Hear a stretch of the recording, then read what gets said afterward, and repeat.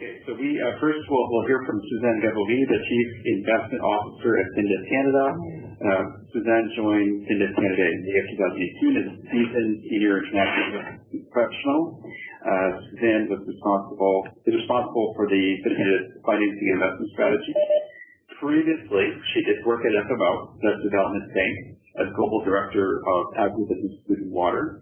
She also served as the Managing Director of Cordis Capital, Private Emerging Markets Fund Manager in Montreal, and prior to that, she worked with the European Bank for Reconstruction and Development, where she served as a senior banker for 14 years. We'll then hear from Nicole Pasricha, who joined FinDev Canada in February 2018 as the Senior Development Impact Specialist. She's responsible for operationalizing and managing the development impact framework and reporting for the investment portfolio.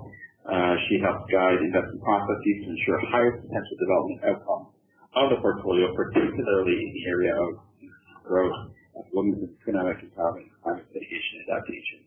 I've had the pleasure of working with Nicole in her previous role at FIDA, and I know she'll be excellent in this role for FinDev Canada. We'll then finish our formal presentation by hearing from Anne-Marie Lévesque. Anne-Marie joined FinDev Canada in August of 2018 as the Gender Advisor. Her role is to ensure that FinDev Canada's operations and investments promote women's economic empowerment by bringing leading approaches to the inclusion of women in private sector activities and investment decisions. Prior to joining FinDev Canada, Anne-Marie worked as a consultant in London and New York at Ergon Associates, a consultancy firm with a focus on human rights, gender equality, and development. I should probably reintroduce myself. I did that quickly at the beginning for those joining us late. I'll be your moderator for today's webinar. My name is Serge, LeVert-Chiasson. My day job is Partner Managing Director of the Tax Investment Advisory at Serge Asset Management, but I also chair the board of the Canada Forum for Impact Investment and Development, sometimes referred to as CAFIID, alongside a great team of volunteers, which many are likely on this webinar listening in. I'll now pass the presentation formally over to Suzanne, who will introduce us to FinDev Canada, and I'll come back towards the end of the presentation to help moderate the Q&A after Anne-Marie's presentation. Over to you, Suzanne. Thank you, Serge. Good morning, good afternoon, good evening, everyone, from wherever you're calling. It's a pleasure to be here and a pleasure to be speaking with you. That was a very kind introduction, Serge. It's a pleasure for me to be part of FinDev Canada, and it's an inaugural year that we're establishing. And so I wanted to just go over a few things to tell you as who we are, what we're doing, and a little bit about what FinDev Canada is. As you can see from the slides, I hope that everyone can see them, is that our goal is to provide financial solutions to the developing markets that have a positive impact on market development, climate adaptation and mitigation, as well as women's economic empowerment. You can see, I'm sure that some of you are familiar with the Sustainable Development Goals, the United Nations Sustainable Development Goals. We have a number that we're supporting. You can see them here, from gender to affordable clean energy, decent work, industry and innovation, as well as climate change and climate action. So through this, what we're trying to do in all our investments, we have a vision in which we're trying to create sustainable investment while looking at the three pillars of, as I mentioned, market development, women's economic empowerment, and climate adaptation mitigation. So those form the basis of all our investment decisions that we're looking at. So again, how are we going to try and achieve this? For us, it's very important that we do not displace those that are in the local market. So with regards to the term of additionality, we want to be additional to the locally available financial providers that are there, because our role is to crowd in the private sector for investment from not only the private sector side, but also from the financial side. We want to be catalytic. We want to have a positive impact. We want to be innovative. We want to, through our investments, we're trying to provide new solutions to the problems that are there that we're aware of. And overall, development impact is part of everything that we're looking at, but with a view of financial sustainability. The idea is to provide support to the private sector in a sustainable manner. The fact is we want them there for the long term so they can help themselves. That's the whole objective in this. So with regards to the, as the title says, the development finance ecospace, there are quite a few players within this. We are, as Canada's new DFI, Development Finance Institute, FinDev Canada, we're, I guess just as a little background, as we were established last year, we're now in our first full year of operations, starting the beginning of this year.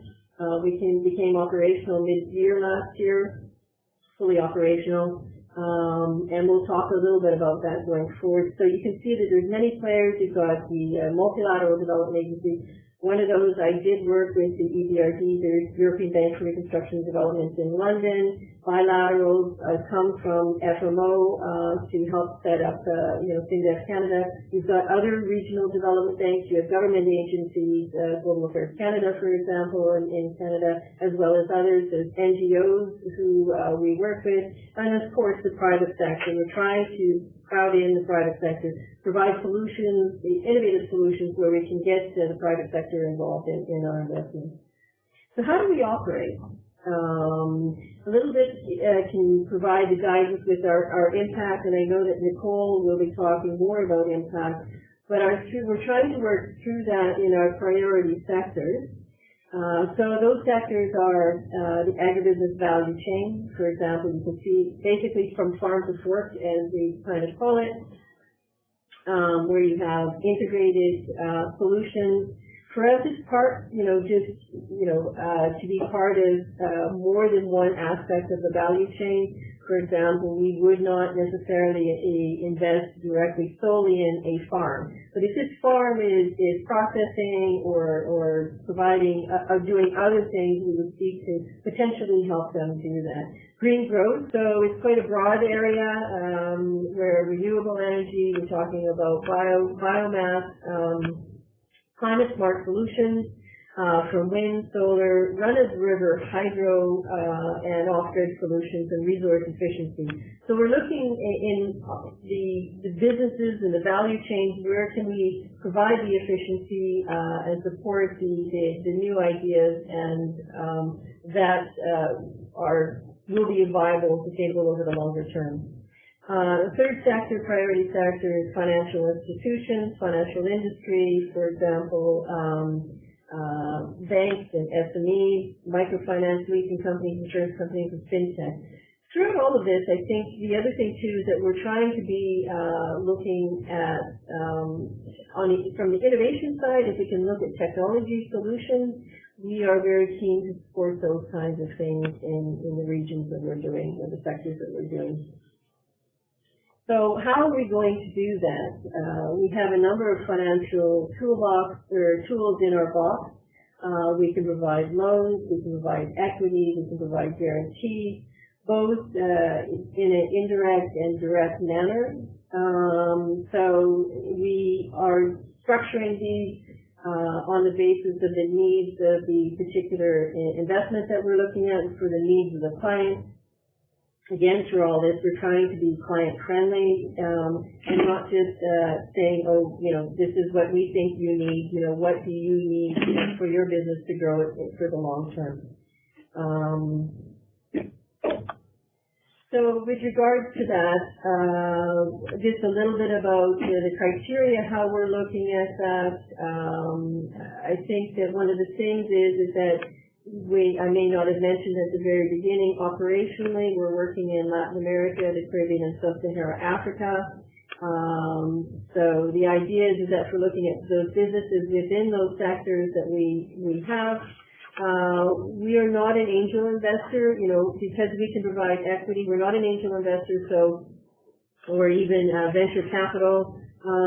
We're looking at companies that have a bit of a track record because we need to, we look for helping them get to the next level. Again, to contribute to sustainable development. And you can see the loan sizes and the kind of the contributions. So this kind of goes over a little bit of the eligibility criteria, and again, impact from an economic and social aspect are some of the things that we're looking at. Looking a little bit at our investment process, it's a process which is dynamic, and I just tried here to show how it would necessarily work. It always works. It starts with sourcing, talking to our clients from the origination part. Who do we work with? We have financial partners that we work with. We are out in the market. Many of us have been in the emerging market development finance space for some time. So we work with our colleagues and other financiers. We meet people at conferences. We meet people out in the country. So there's different ways that you can source your potential investment. Again, what we're trying to do is making sure from those day one of those conversations that do they meet and can we help them facilitate their development impact goals. With enough preliminary information, we'll screen the deal. Initially, we have an investment committee here in Montreal, which we can work online, offline. We're trying to be very dynamic. Due diligence in country, asking all the questions. Of course, we do all the things that a normal bank would do, compliance and KYC. And the other aspect of it, of course, is stakeholder engagement. Numerous stakeholders. To me, stakeholders means our world of partners, and so it's really, really important that we continue to do that. We will have a second approval process. Then we go through contracting and monitoring. The key in all of this is the speed of the decision making is based upon the quality of the information. How quickly are we able to get the information to make the decision? And the difficulty, I would say, or where you can have your impact is on the monitoring side. It's not just putting the investments in place. It's not just having it approved. It's monitoring. It's what happens after that. Is what happens. Are you working with your client, making sure that we're meeting all the objectives that we're doing. So that gives you a little bit of, a little bit of a snapshot of how we do this. So with that, I'll talk about our first two deals that we did. The first deal was an MCOPA transaction where we provided $10 million equity investment into an off-grid solar provider in Kenya. And as you can see, the idea is this meets our development impact goals, where again we're providing connections and power where there wasn't. There is about 50% of the beneficiaries on this are women, and we know that this is creating local opportunity with local employment, and it's also providing power where there wasn't first before. So, these kinds of transactions that we think are very indicative of the types of things that we're trying to support. This deal was done we were basically inked in January of last year. This was done in February. And so we were very keen to start to get our first investment off the ground, and then to build up the team and to go from there. So as we became operational, more so during the year last year, I was bringing in another investment, and I'll talk about that next, and that is the Climate Investor 1. This again is in the renewable space, and one where we worked with some of our other financial partners. I was aware of this investment when I was at FMO, and so we provided a $20 million equity investment into a fund platform, where the idea is that this transaction will help support up to 8 million people receiving renewable energy from up to 20 types of projects from renewable energy projects in various jurisdictions, and with a focus on Africa, Latin America, and some in Southeast Asia. But as you can see from the numbers here, the fund will be focusing up to 70% in the less developed countries as well as lower middle income countries. The whole objective there is, again, for climate adaptation and mitigation, which I think it clearly shows that. Local job creation, we do know that that is definitely an aspect of it, as well as women's economic empowerment. They put in a very strong program to help support women, and these are some of the types of transactions that we've done yet. We have many others which are in our pipeline that we're hoping to complete this year. And so I'm hoping that this provides a little bit of an understanding where we are. And I think with that, I just wanted to wrap up and say thank you for your time. And if you, of course, you have any questions, we'll be happy to receive them. And now I'll pass over to Nicole, who will be talking a little bit more about impact. Great. Thanks, Suzanne. Good morning, everyone. Nice to be on the line with you today. Today I wanted to just spend a few minutes going over a few of the elements of our dominant tax framework. And I just wanted to first thank those stakeholders who took the time to give some comments last year on our draft framework, and just remind everyone that the final framework as well as our stakeholder engagement report are both available on our website and have a lot more detail than what we'll be able to cover today. So if we go to the next slide, just as an opening, just wanted to cover 4 of the main elements of our dominant tax framework with you today. You can go ahead and pull up everything on this slide. Yep, thank you. So basically there's 4 elements I wanted to touch on. Our strategy is one element of the framework, which Suzanne has already covered many elements of that. And then the implementation pieces of the framework. So that includes our governance methodology and some of the tools that we are using to implement our framework. So it'll be a quick snapshot, but also touch a few 4 elements. Next slide, please.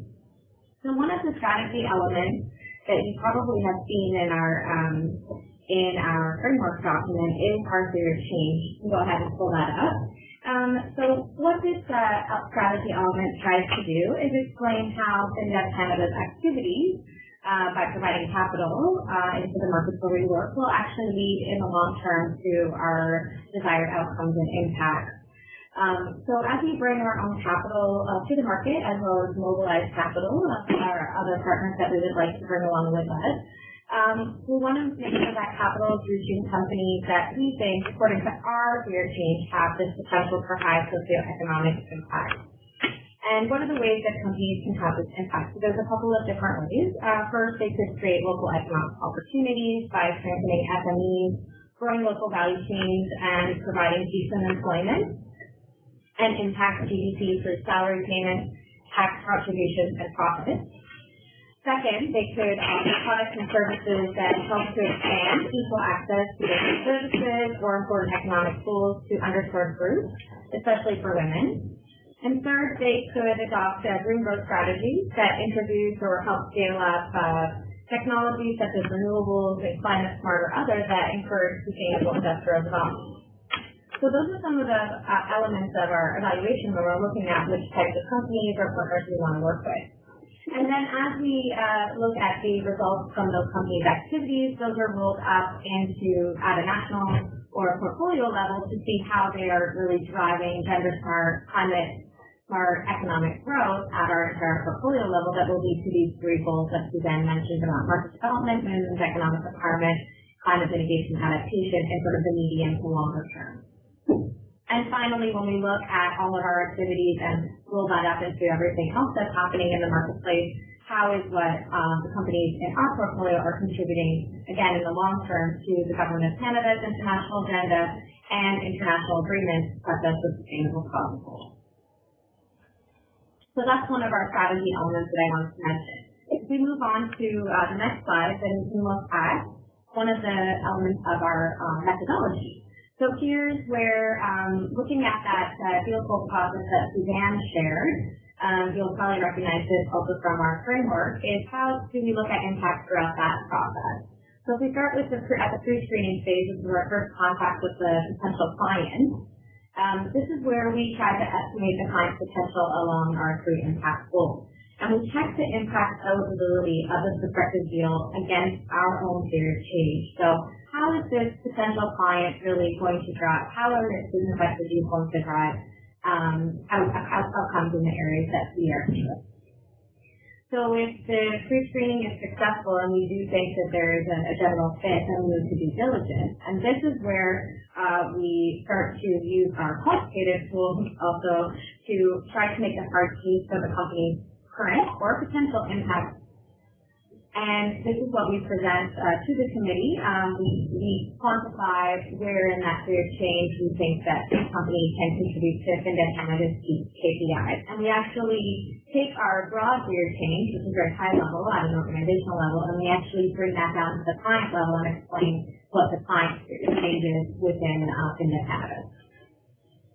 As we move to, if the client is successful again, so this comes to our governance. In the committee will review the impact analysis of the client and make a recommendation to move forward with the transaction. And if that's successful, then we will move to the monitoring stage with the client. And this is where we track progress towards the targets that we set with the client at the due diligence stage. So what was the client able to commit to delivering on in terms of its own internal KPIs that match up with our objectives? And using that information that we get back from clients at the monitoring stage, we can use that to benchmark the client against our own portfolio or against industry benchmarks or portfolios, and get that information both back to the client and use it internally to see where we can help improve performance. Finally, on reporting, once we have all of these individual monitoring reports coming in at a client level, then we can use these to roll up into a portfolio report where we can share quantitative and qualitative progress against our impact objectives with stakeholders. And we can also use these learnings to continuously improve our methodology. So depending what our reporting shows, it may be that there would be opportunities to even improve our methodology in the future. And I just want to make one comment that on reporting is that we will be soon releasing our very first annual report. So stay tuned for that publication coming out in the coming weeks. So if we move to the next slide, I'll just finish with a quick snapshot of some of the measurement tools that we can use during our impact measurement process. So this is not comprehensive, and I know you're familiar with the wide variety of tools that exist, but here's a couple that we are actively implementing. So for example, the concept of ranking and data sets. So we use a variety of international data sets from the World Bank, from IMF, from the UN to estimate the level of country challenge against each of our impact goals. And we use this ranking at the pre-screening process to try to estimate what would the potential impact of a client be based, again, on where the client is located. It's going to be different from country to country. So that's one way we're using data sets as ranking. We're also using benchmarking. So at the due diligence stage, when we are able to collect more data about the client's current and projected performance, we can benchmark that to the industry and country averages. And again, this is going to give us a good idea of whether the client is performing below, at, or above industry benchmarks. So because the benchmark could be different from industry to industry for things like women in employment, for example, and we want to make sure we're comparing the client with its peers. So moving on to modeling. So we have created some input-output economic models for key sectors and countries that we're working in. And we're using these models to estimate indirect outcomes of our clients' activities, including on things like jobs and economic value added, which is profits, salaries, and taxes paid. And the reason we want to use these input-output models is because it's difficult to directly collect this type of information that will give us the wider impact of the client, for example, in its supply chain. So we're using modeling techniques for that.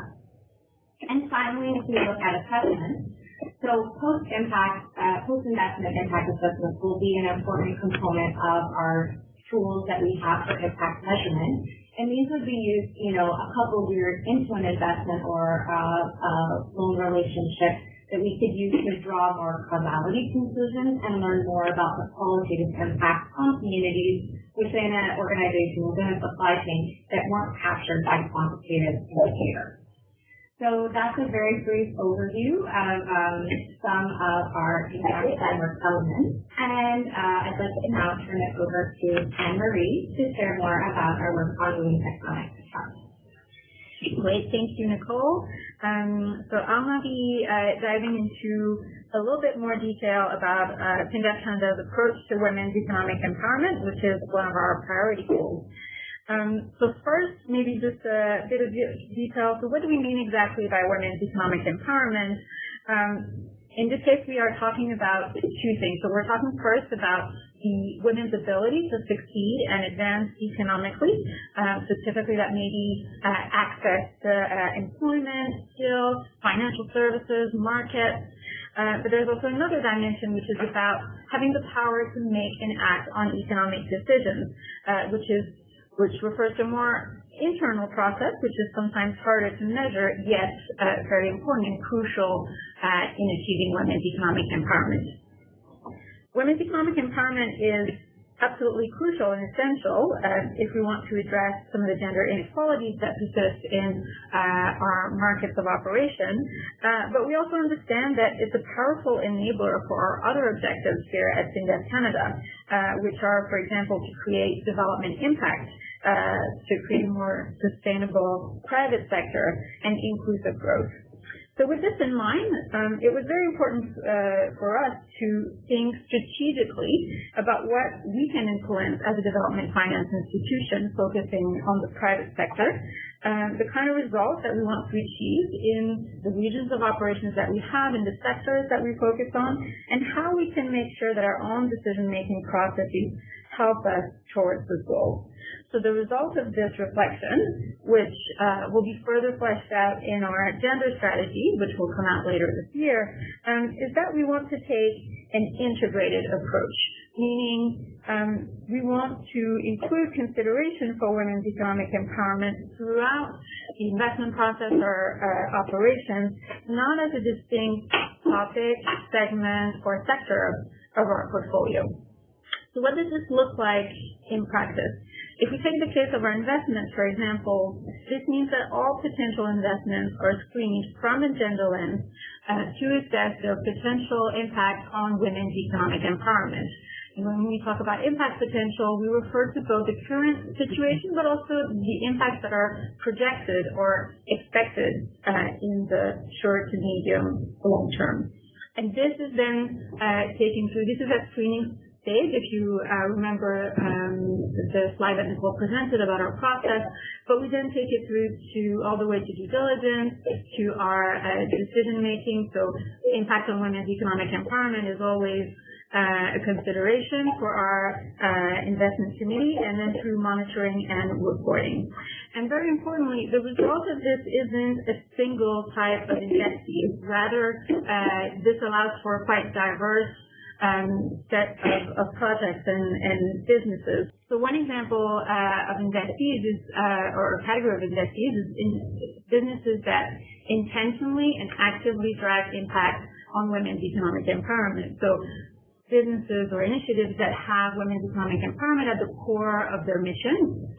But we can also work with investees that maybe at the beginning of their efforts in this area, but want to enhance their gender inclusion and diversity practices and drive greater impact on women's economic empowerment. So here we will be talking more about the transformational impact of bringing a gender perspective consideration for women's economic empowerment in businesses or sectors where perhaps it wasn't traditionally present.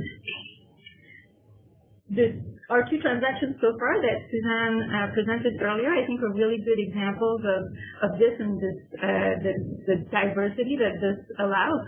Taking MCOPA, for example, they would fit, I think, very nicely in the first category. MCOPA more than 50% of MCOPA's employees are women. They also have at the core of their business model and mission to bring first-time energy access to thousands of households, including women and girls. Climate Investor One, for example, investing in the renewable energy space, has committed to analyze risks and opportunities from a gender perspective for all of their investments in the renewable energy space, which is definitely above the benchmark. So what are we looking at exactly when we assess potential impact on women's economic empowerment? First, we look at women's entrepreneurship. So is this a business that is owned by women or that promotes women's entrepreneurship in supply chains? Is this a business that has a positive impact on women accessing leadership positions, whether at executive level or at board level, for example? Is this a business that promotes women's access to quality employment? So not only any type of employment, but quality employment that is truly empowering. And finally, we also give consideration to whether this is an initiative that provides women's access to economic empowerment tools or basic services. We do not have a finite or set list for this, but given our sectors of operation, examples of economic empowerment tools could be access to financial services, to innovative technologies, or basic services.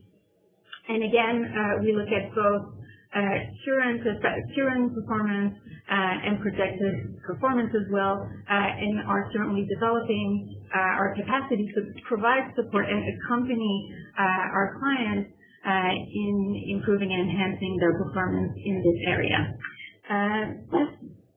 Before finishing, I want to say a few words about the 2X challenge, which also illustrates this integrated approach that we want to take to women's economic empowerment, including when it comes to our partnerships and engagements.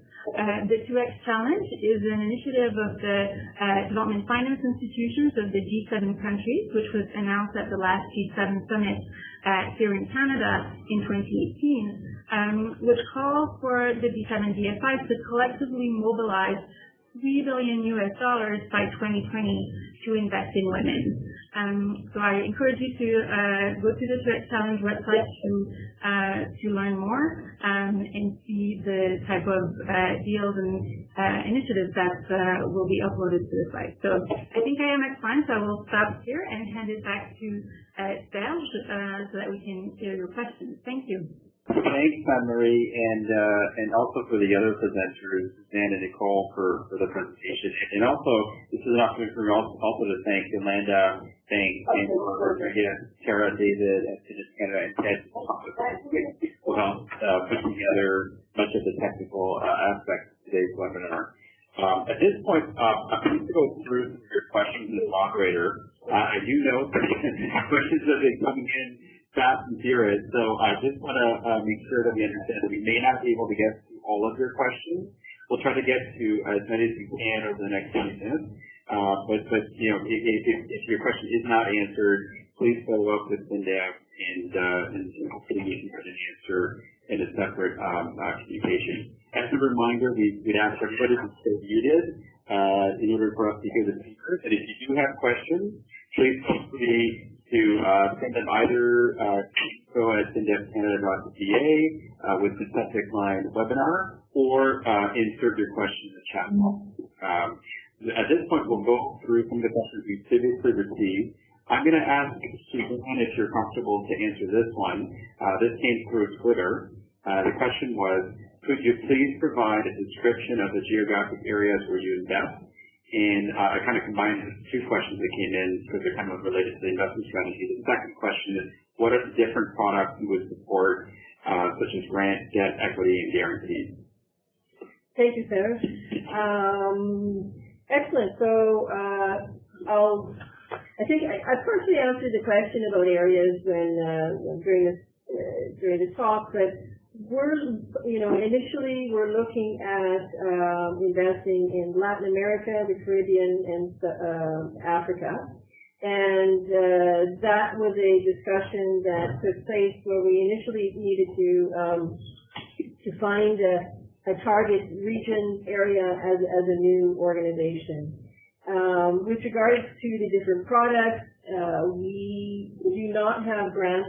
We do not have grants available. We're not grants providing. So we have financial instruments that we're providing as part of our investment tools.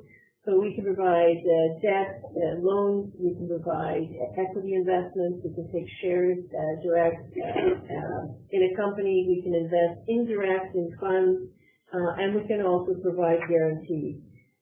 So hopefully that provides a little bit of a snapshot of what we can do. Just a little bit further on the grant aspect, we are working on a technical assistance strategy right now, so we are hopefully working with some of our stakeholders and trying to put that in place. So hopefully we'll have further clarity on that towards the end of this year. Thank you, Suzanne, so much for your answer. I now have a question that I'll ask Nicole to answer.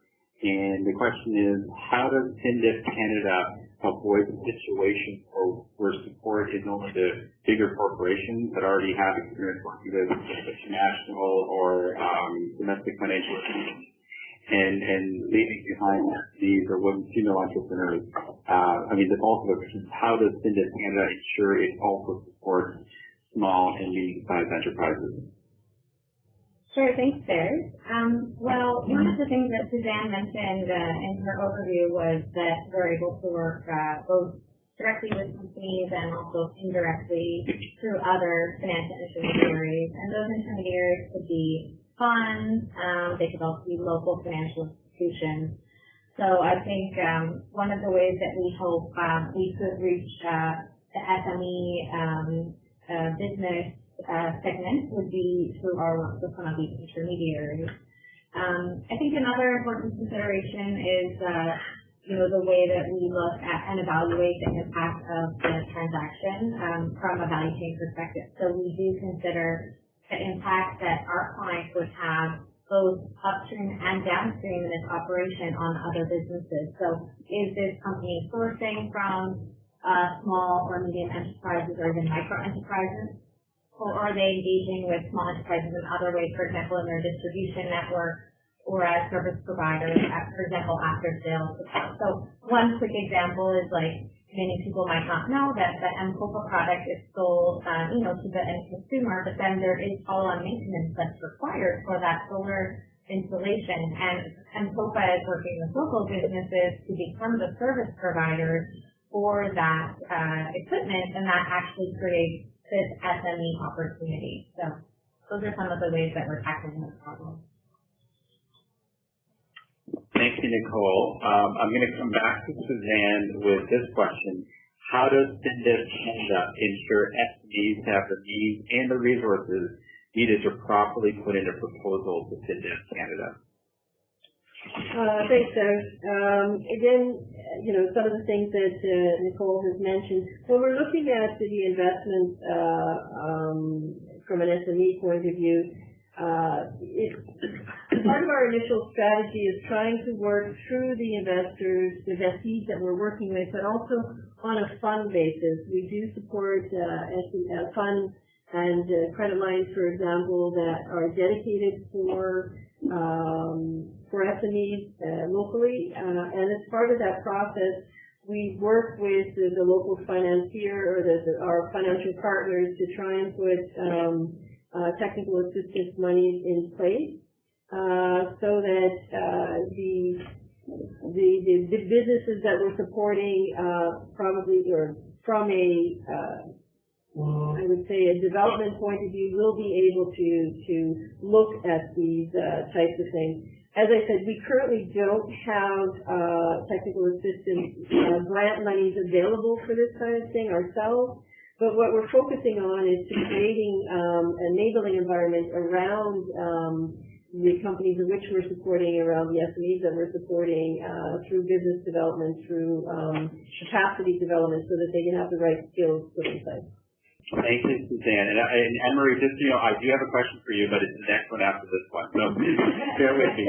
Nicole, if you could answer this one. How does FinDev Canada monitor its debt private equity investments to minimize downside risk in developing countries? And does it have local partners in the Caribbean and Africa to support this function? Yeah, on the risk function, I think I'd like to turn that over to Suzanne, just because the risk function is more in her department. Is that okay? Yeah, no problem. Sure. Thanks. Monitoring, as I mentioned, is a key aspect in any investment. So for us, it's regular contact with your clients, it's regular visits to the clients, and also we need to be aware of information that's going out there. Of course, we have many databases and sources of information that we use. But first and foremost, that you want to have that direct connection with your client. And of course, within any investment that we have, there are covenants, there are requirements for reporting that we look for, that the client is to provide. But we have that regular contact with them just to ensure that things are where they should be, or to do early problem solving to help them overcome whatever problem or issue that comes up. Thank you, Suzanne.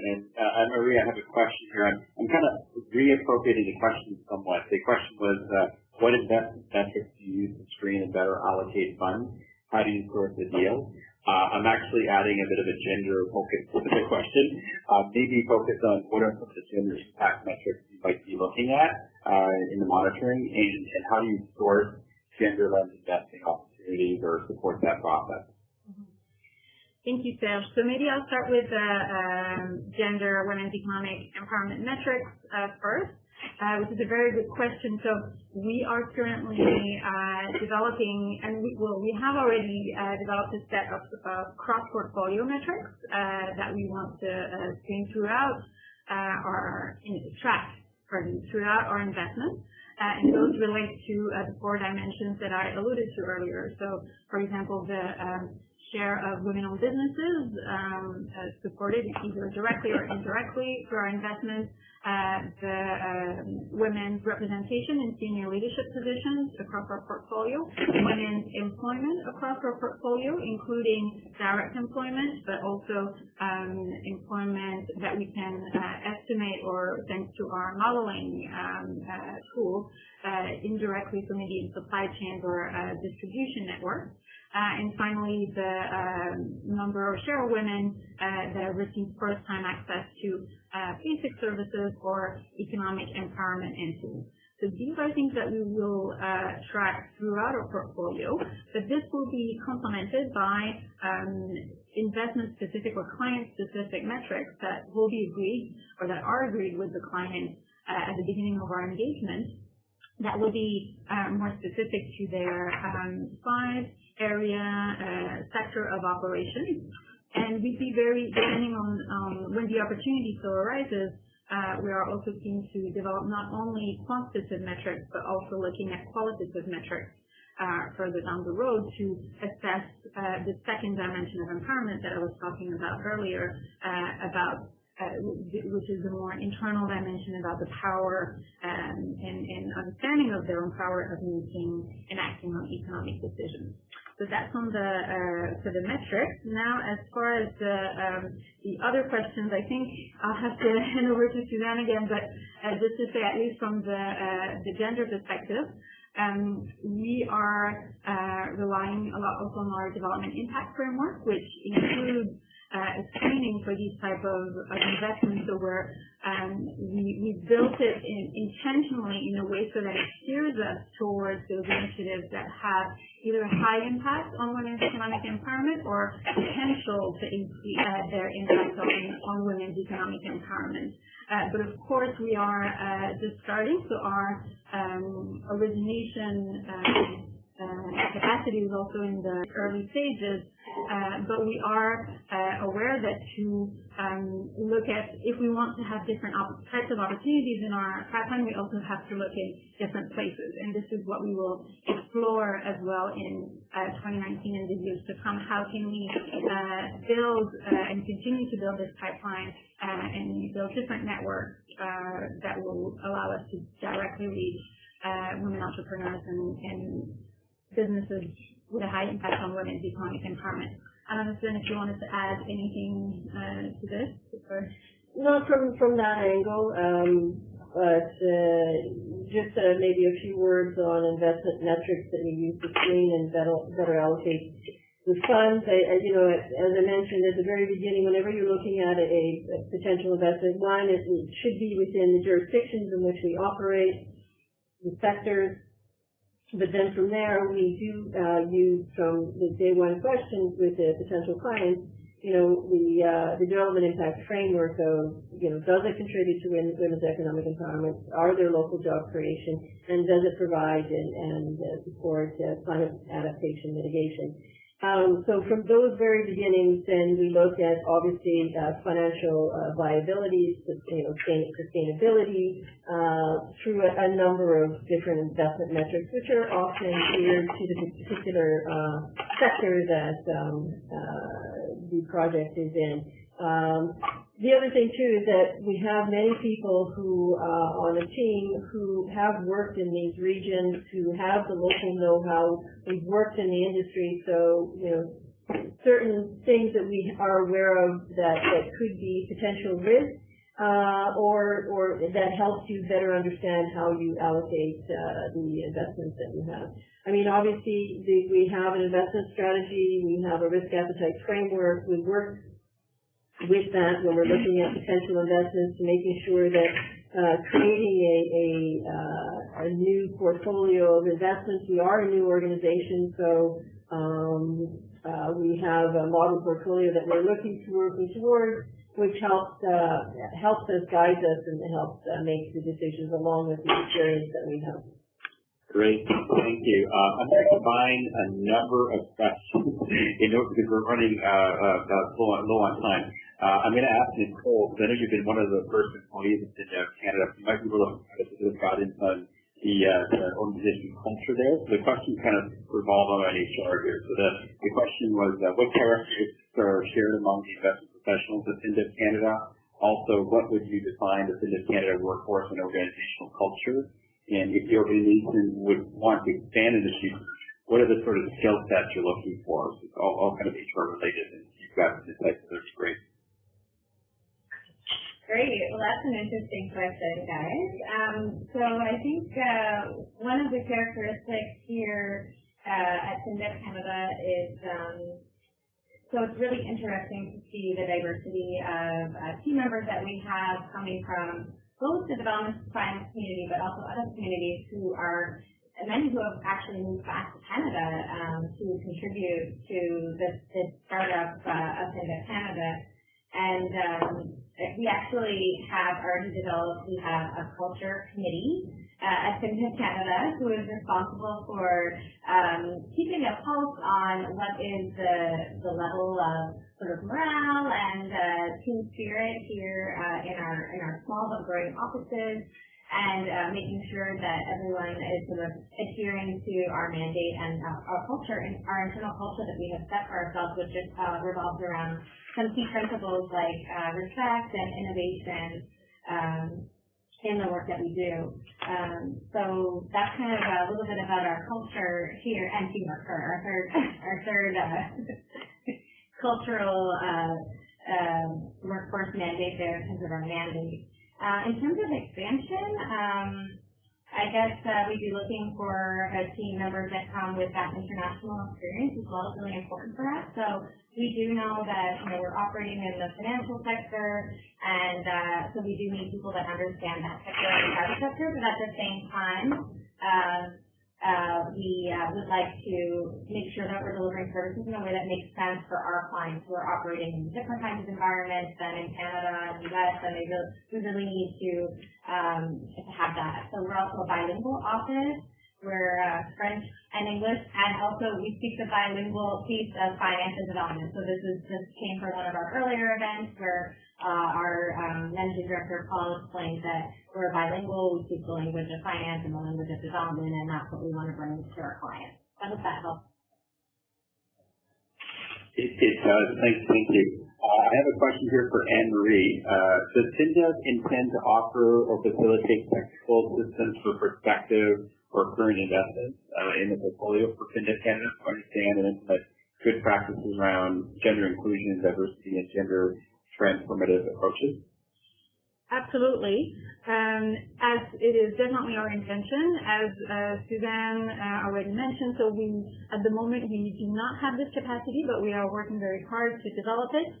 We are developing a technical assistance strategy, which will be very aligned and complementing to the gender strategy. They're being developed together, and this component of providing our clients with the support that they need and the technical assistance that they need to successfully improve their practices on gender inclusion, diversity, and drive greater impact on women's economic empowerment will be a cornerstone of that strategy. So we hope to be able to offer that in the near future. At present, we have in-house advisory services that we can provide to our clients, and also work with them with the resources that they have on something that works for them in their current circumstances, and also given their current objectives. Thank you, Anne-Marie. I've got another one for you. Is the burden of monitoring and reporting on investees an important consideration in the development of the impact framework? So can you repeat the question? Sorry, the burden? So yeah, the monitoring and reporting that investments, I guess, have to make to FinDev Canada, is that a consideration in how you develop the impact framework for FinDev Canada? Yes, so absolutely it is a consideration, and probably I should hand this over to Nicole. Yeah, sure. Definitely, we want to make the collection of data both equal to our clients and also a simplified process. So we do have a technology roadmap that we are looking to implement starting in 2019, and to be able to collect the data that we think is important both for their operations and to be able to show those positive outcomes over time. So we're looking at some different technology options that include like some lean data tools and also other innovations in the marketplace. So we're hoping to be able to implement some of those later in 2019. Another question I have is, I think for Nicole, why did Canada choose SDG number 6, climate action, over other environmental SDGs, number 12 or number 11, number 15, or number 7? So just the rationale. So yeah, it's a good question. You know, we reflected on the Sustainable Development Goals, and we do understand that they're all very interrelated, for example. And some organizations, we sort of did a scoping, and you know, some financial institutions decided that they wouldn't select any specific ones. They would just say they're working towards all of the SDGs. Some were really specific and only picked like one or two, just because it is sometimes difficult to report back on how the outcomes from our portfolio would align with the SDG indicators, which are some higher level or not related to private sector. So what we came up with was sort of an in-between solution where we selected just a few SDGs, and that would help us keep our focus, but also those that maybe were most widely applicable. So in the case of number 13, it does align pretty well with you know, the government of Canada's alignment with the Paris Agreement and country NDCs. So it gives us an entry point in the conversation when we come into a client national determined contributions, which are the country commitments to the Paris Agreement, gives us an entry point to take us, have those discussions sort of all align. So we do think that we probably are having impact on other SDGs, and maybe we'll be able to speak to that in future. And it also doesn't preclude a client from saying, we are working on SDG 12, and we'd like to work with you because we think we're aligned in these ways. That's perfectly great, and we'd like to work with them as well. Great. We're actually at the turn of the hour. I've actually got a lot of other questions to ask, but we've run out of time. Encouraging for those who ask questions and get questions answered, to reach out to FinDev to get to your work.